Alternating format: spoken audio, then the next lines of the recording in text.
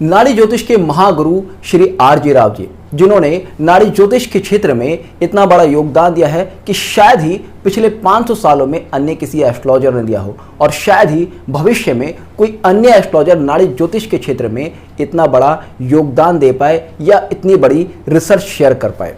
वास्तव में आज के समय में जो भी एस्ट्रोलॉजर्स नाड़ी एस्ट्रोलॉजी पढ़ रहे हैं या पढ़ा रहे हैं, वे सभी केवल और केवल श्री राव साहब की रिसर्च को ही पढ़ रहे हैं और पढ़ा रहे हैं। आप वर्तमान समय की जितनी भी नाड़ी एस्ट्रोलॉजी से रिलेटेड बुक्स पढ़ेंगे या जितने भी कोर्स देखेंगे या जितनी भी टेक्निक्स देखेंगे, उन सभी का सोर्स ऑफ नॉलेज केवल और केवल श्री राव साहब की रिसर्च ही है। बस राव साहब की रिसर्च को तोड़ मरोड़ कर पेश करने की कोशिश की जाती है। तो आज की इस वीडियो में मैं श्री राव साहब की जन्म कुंडली का विश्लेषण करने वाला हूं। विश्लेषण करूंगा कि उनकी जन्म कुंडली में ऐसे कौन से योग हैं जो कि उनको इतना बड़ा रिसर्चर बनाते हैं, जो कि उनको इतना महान एस्ट्रोलॉजर बनाते हैं। आप ये जो बोर्ड पर जन्म कुंडली देख रहे हैं, ये ज्योतिष के महागुरु श्री आर.जी. राव जी की जन्म कुंडली है। आइए देखते हैं इस जन्म कुंडली में ऐसे कौन से योग हैं जो कि श्री राव साहब को एक महान एस्ट्रोलॉजर, एक महान रिसर्चर बनाते हैं। देखिएगा, ज्योतिष बनने के लिए कुछ बेसिक ग्रह स्थिति हैं जो कि जब किसी जातक की कुंडली में पाई जाती हैं तो जातक को ज्योतिष के क्षेत्र में, रिसर्च के क्षेत्र में इंटरेस्ट देती हैं। आप देखेंगे जब भी किसी जातक की जन्म कुंडली में शनि और चंद्र का संबंध बनेगा तो ऐसे जातक का ज्योतिष, आध्यात्म जैसे क्षेत्रों में कहीं ना कहीं इंटरेस्ट मिलेगा ही मिलेगा। दूसरा, शनि का संबंध राहु अथवा केतु से बनता है तो जातक को ज्योतिष जैसे क्षेत्रों में रुचि देगा। चंद्र का संबंध अगर राहु या केतु जैसे ग्रहों से बनता है तो ये भी जातक को ज्योतिष जैसे फील्ड में रुचि देगा।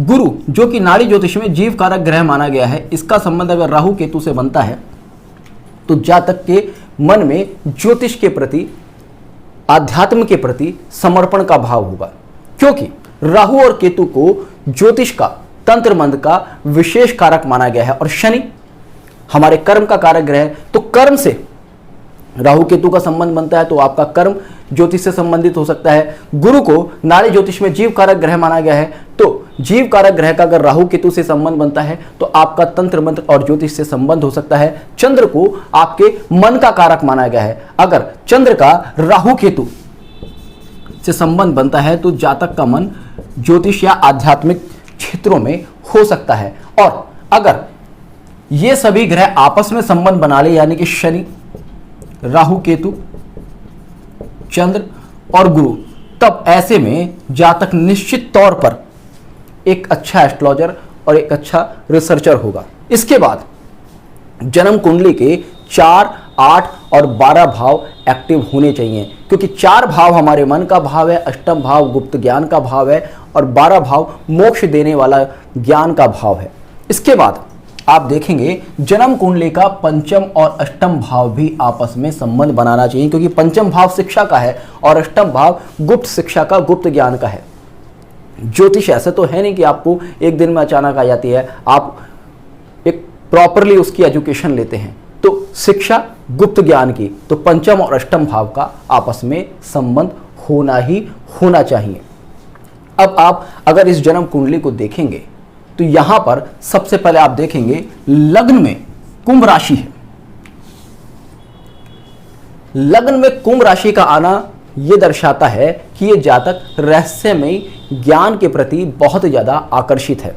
आप देखेंगे जब मैंने बागेश्वर धाम वाले धीरेन्द्र शास्त्री जी की जन्म कुंडली का एनालिसिस किया था, मैजिशियन सुहानी शाह की जन्म कुंडली का एनालिसिस किया था, तब मैंने आपसे कहा था कि अगर किसी जातक का लगन कुंभ है अथवा राशि कुंभ है तो ऐसे जातक के पास रहस्यमय ज्ञान या रहस्यमय शक्ति होती है। आपने देखा था बागेश्वर धाम वाले धीरेन्द्र शास्त्री जी का चंद्र कुंभ राशि में था और सुहानी शाह का भी चंद्र कुंभ राशि में था, और यहां पर कुंभ लग्न है। तो सबसे पहले तो लग्न में कुंभ राशि का आना यह दिखाता है कि यह जातक कहीं ना कहीं गुप्त ज्ञान या गुप्त रहस्यों के प्रति आकर्षित है। उसके बाद आप देखेंगे जीव कारक ग्रह, क्योंकि नाड़ी ज्योतिष में गुरु की सबसे ज्यादा महिमा है, क्योंकि गुरु जीव कारक ग्रह है। गुरु खुद से कुंभ राशि में बैठा है, अर्थात जीव का जो मेन इंटरेस्ट है वो कहीं ना कहीं रहस्य में ज्ञान की तरफ है।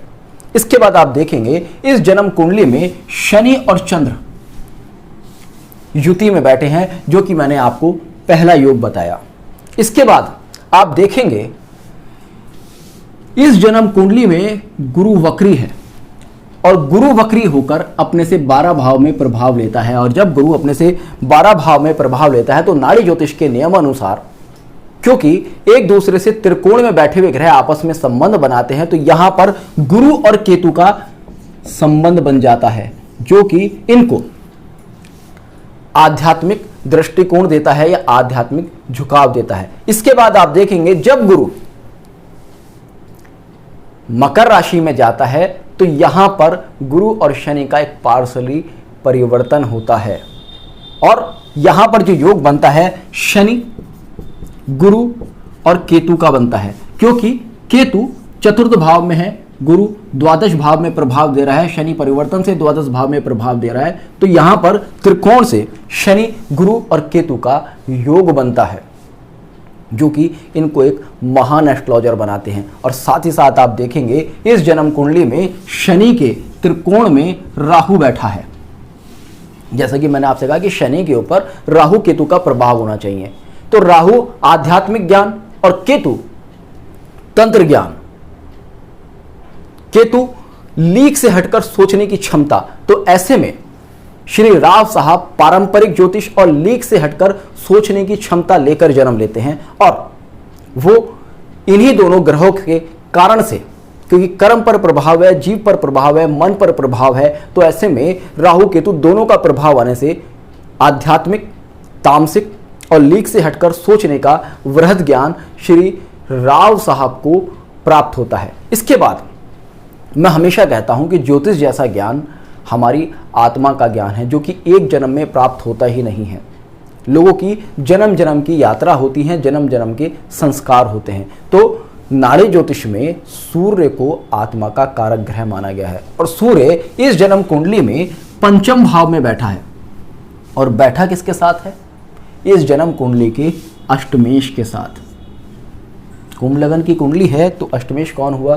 बुध हुआ। तो यहां पर सूर्य आत्मा गुप्त ज्ञान के तत्कालिक कारक ग्रह के साथ बैठी है। तो यहां पर सूर्य और बुध की ये युति ये बताती है कि यहां पर इनका जो ये आध्यात्मिक ज्ञान है ये जन्म जन्म का है। और साथ ही साथ जैसे मैंने कहा कि पंचम और अष्टम भाव का संबंध बनना चाहिए, तो इस जन्म कुंडली में अष्टमेश खुद से पंचम भाव में बैठा है, पंचम और अष्टम भाव का स्वामी होकर। और साथ ही साथ आप देखेंगे यहाँ पर जीवात्मा योग भी बनता है, क्योंकि गुरु और सूर्य एक दूसरे के त्रिकोण में बैठे हैं। तो इनकी आत्मा अनंत यात्राओं से ज्योतिष का गुण ज्ञान, गुण रहस्य अपने साथ लेकर चल रही थी, जिस कारण कि इन्होंने ज्योतिष के क्षेत्र में इतना बड़ा रिसर्च किया, ज्योतिष का इतना बड़ा ज्ञान दिया कि शायद ही भविष्य में कोई अन्य एस्ट्रोलॉजर इतनी बड़ी रिसर्च, इतना बड़ा ज्ञान हम सभी के साथ शेयर कर पाए। तो होपफुली आपको आज का ये वीडियो पसंद आया होगा। तो जुड़ेगा अष्टसूत्र के साथ, मिलते हैं नेक्स्ट वीडियो में। तब तक के लिए जय हिंद, जय भारत।